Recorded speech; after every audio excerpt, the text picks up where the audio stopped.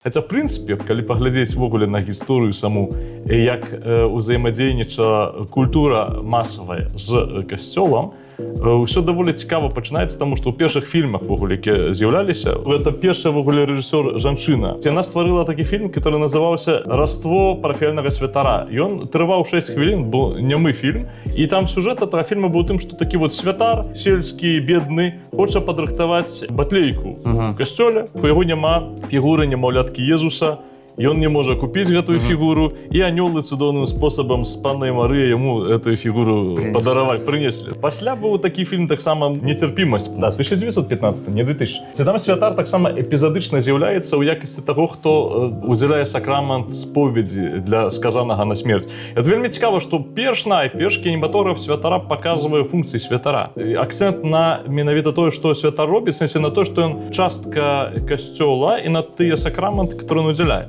Это было логично. З одного боку, это функційний персонаж, з другого боку, ось тут, як у этом растве святара. Гэта персонаж з асабістым нейкім светом сваім, що він хоче здзейсніць ось этот суд і так далей, што это асоба, но плюс яшчэ і функція. І гэта вельмі важна.